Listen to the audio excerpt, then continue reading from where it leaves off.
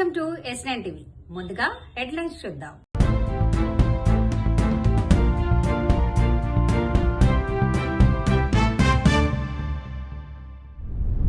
ప్రాణాపాయంలో ఉన్న మహిళకు కొత్త జీవితం. హైడ్రా కమిషనర్ రంగనాథ్ కొనసాగాలంటూ ఫుల్ బెంచ్ కు అప్పీల్. మహిళల స్వీయ రక్షణకు మార్షల్ ఆర్ట్స్ అవసరం. ఉప్పల్లో 60 కోట్ల రూపాయల అభివృద్ధి పనులకు శ్రీకారం. Dr. Shalini Narayan, consultant gynecologist and laparoscopic surgeon. అయితే this Saturday we actually encountered a rare case. దాన్ని మనము వెజైనల్ హెమాంజియోమా అంటాము. సో 41-year-old సడన్గా ఎమర్జెన్సీకి మనకి హెవీ బ్లీడింగ్తో వచ్చారు. సో యూజువల్గా ఈ హెవీ బ్లీడింగ్ అన్నది మనం ఫైబ్రాయిడ్స్, అడినోమయోసిస్, ఎండోమెట్రియోసిస్ ఇట్లాంటి కండిషన్స్లో చూస్తాము. సో కరెక్ట్గా ఎగ్జామిన్ చేసిన తర్వాత తెలిసింది ఏంటంటే తినకి వెజైనల్ హెమాంజియోమా అన్న కండిషన్ ఉండింది.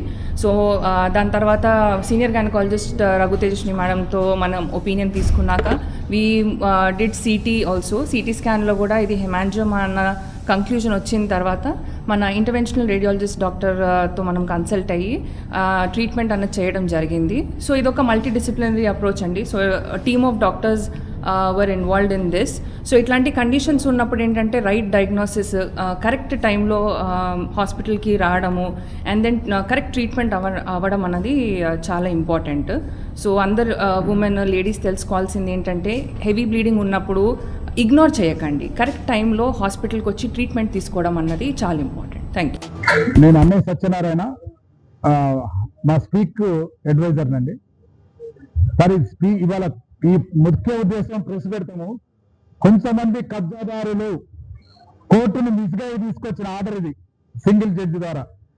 అటువంటి ఆర్డర్ వచ్చిన దాన్ని ఆర్డర్ రాగానే హైదరాబాద్, తెలంగాణ ప్రజలు ఒక్కసారి ఉద్యోగాలకు చాలా బాధతో మాట్లాడిన మాకు కూడా స్పీక్ ఫోన్ చేసి మీరు రియాక్ట్ కాండి, స్పీక్ తరఫున రియాక్ట్ చేయమనగానే మా అధ్యక్షులు విద్యాసాగర్ గారు మేము అందరం అనుకొని ఇమీడియట్ గా ప్రెస్ పెడతాము. ఆ జడ్జిమెంట్ ని ఖండిస్తాము. కోర్టును గౌరవిస్తూనే కోర్టుకు ఎవరైతే మిస్గైడ్ చేశారో అటువంటి వాళ్ళని శిక్షించి మేము ఫుల్ బెంచ్కి వెళ్ళి రేపు ఫుల్ బెంచ్కి వెళ్ళాలని మేము స్పీక్ తరఫున అనుకున్నాము. అప్పీల్కి వెళ్ళాలని అప్పీల్కి వెళ్ళి మళ్ళీ రంగనాథ్ గారు వ్యక్తిగతంగా కాదు, హైడ్రా చేసిన పనులు 98% పనులు మంచిగా అవుతున్నాయి కాబట్టి ఈ ప్రజలందరూ కోరిక మేరకే మేము కూడా వెళ్ళి అప్పీల్కి వెళ్ళి తీసుకొద్దామనే ఉద్దేశంతో మేము ఉన్నాము. ఈ స్పీక్ ముఖ్య ఉద్దేశం అదేనండి. ఈ కబ్జాదారుల నుంచి ఈ హైదరాబాద్ను కాపాడాలి. ఇవాళ వర్షాలు వస్తున్నాయి, ఈ వర్షాల బాటి నుండి చెరువులను కాపాడినట్లు ఇంత చెరువులు 58 ఎకరాల చెరువులు కాపాడారు. ఇంకా ఇట్లా ఉండాలి. మళ్ళీ ఆర్డర్ వచ్చి రంగనాథ్ వెళ్ళిపోతారని పటాకులు కాల్చుకుంటా మళ్ళీ మన భూ కబ్జాలు పెడదామని కొంతమంది తయారవుతున్నారు. అటువంటి వాళ్ళని దూరం పెట్టాలి, దొంగలందరినీ దూరం ఉంచాలని మేము కోరుకుంటున్నాం. ఇచ్చిన అధికారం మీద స్పీక్ అప్పీల్కి వెళ్దాం అనుకుంటున్నాము, ఫుల్ బెంచ్ చీఫ్ జస్టిస్ దగ్గరికి. ఇక్కడ చాలా కేటగిరీస్ చాలా మంది ఉన్నారు. సో పేరెంట్స్ ఇక్కడ పిల్లల్ని జాయిన్ చేసే ఉద్దేశం చాలా ఉండొచ్చు. ఒకటి సెల్ఫ్ డిఫెన్స్ ఉండొచ్చు, ఫిట్నెస్ ఉండొచ్చు, రకరకంగా ఉండొచ్చు. But there is something more which I want everyone to know. నేను చిన్నప్పుడు ఉన్నప్పుడు స్కూల్లో వచ్చేసి పాఠం నేర్పించారు తప్ప డిసిప్లిన్ క్లాస్లో నేర్పించారు తప్ప క్లాస్ బయట డిసిప్లిన్ నేర్పించలేదు. క్లాస్ బయట ఎప్పుడు గొడవలు, అంతా కోతి వ్యవహారాలు అంతే. క్లాస్లో డిసిప్లిన్ ఉండేది. సో ఇంట్లో ఏంటంటే మా పేరెంట్స్ వచ్చేసి ఏదో విధంగా డిసిప్లిన్ రావాలి కొంచెం అని చెప్పి, ఎందుకో వాళ్ళకి తెలియదు. మా ఇంటి ఆపోజిట్లోనే ఒక డోజో ఉంటే అది RVT Mani, is the father of karate as far as Tamil Nadu goes. Police training చేసేవారు. Is one of the most senior. ఇప్పుడు లేరు ఆయన. సో ఎదురులోనే ఉంది. ఇప్పుడు ఇది డోజో అంటే ఎదురులోనే మా ఇల్లు. సో ఈజీగా ఉంది, పంపిద్దాం అని చెప్పి పంపించారు. సో అక్కడ నేను ఐ స్టార్టెడ్ రన్నింగ్. అప్పుడు ఇంటే పిల్లల్లా వీళ్ళలాగానే ఉండేవాడు అనమాట. సో తమాషగా ఏదో ఆడుకోవడం అలా. But practice was very difficult. ఇప్పుడు ఉన్న ప్రాక్టీస్ వాజ్ వెరీ సింపుల్. అప్పట్లో రోడ్ మీద 2.5 kilometers రన్నింగ్, వచ్చిన తర్వాత ½ an hour ఎక్సర్సైజ్. అంటే 100 minutesలో 75 minutes దానికి పోయేది ఓన్లీ 25 minutes క్లాస్ అనమాట. That's how it started. అంటే అప్పుడు అంత చేయడం వల్లనే ఇప్పుడు కూడా నేను కొంచెం ఏమాత్రం కొంచెం ఫిట్నెస్ ఉందంటే దానివల్లనే.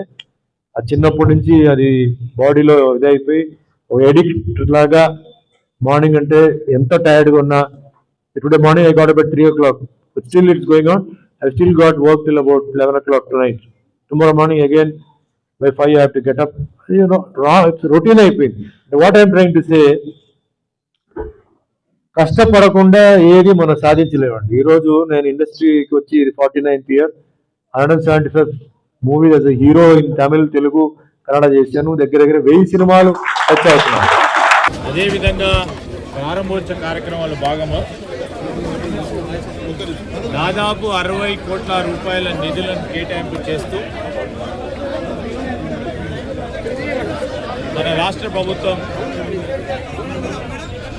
ముఖ్యమంత్రి రేవంత్ రెడ్డి గారు స్వయానా మున్సిపల్ శాఖ బాధ్యతలు నిర్వహిస్తూ ఉన్న తరుణంలో ఈ మహానగరానికి సంబంధించిన కనీస అవసరాలను తీర్చడానికి రోడ్ల నిర్మాణమే కానీ, డ్రైన్ల నిర్మాణమే కానీ, ఈరోజు ఉప్పల్ నియోజకవర్గంలో హనుమాన్ వ్యాయామశాలకు సంబంధించిన విస్తీర్ణకు సంబంధించి కానీ, ఉప్పల్ బస్ స్టేషన్ నిర్మాణానికి కానీ, అదేవిధంగా ఈ అనేక డివిజన్లకు సంబంధించిన రోడ్డు పనులను ఈరోజు శంకుస్థాపన కార్యక్రమాలు నిర్వహించడం జరిగింది. మా సోదరులు ఇక్కడున్న నియోజకవర్గ ఇన్ఛార్జి పరమేశ్వర్ రెడ్డి గారు, ఇక్కడున్న మా డివిజన్కి సంబంధించిన అధ్యక్షులు, మిత్రులందరూ కూడా స్థానికంగా ఉన్న సమస్యలను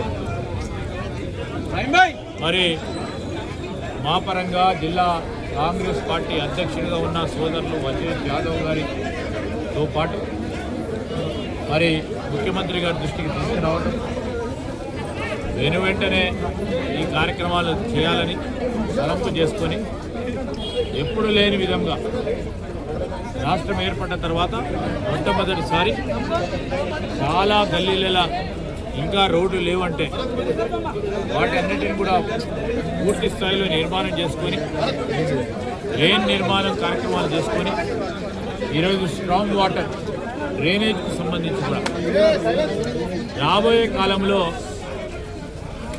ప్రజలు ఇచ్చిన మాకు సమయాన్ని ఉపయోగించుకొని ఒక ప్రణాళిక సిద్ధం చేసుకొని పూర్తిగా 2034 సంవత్సరానికి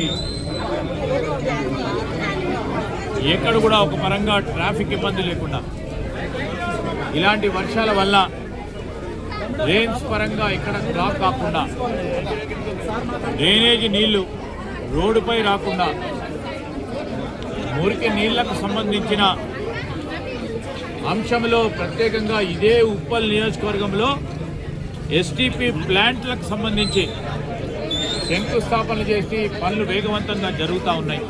ఇంతటితో వార్తలు సమాప్తం. మరిన్ని అప్డేట్స్ కోసం చూస్తూనే ఉండండి S9 టీవీ న్యూస్.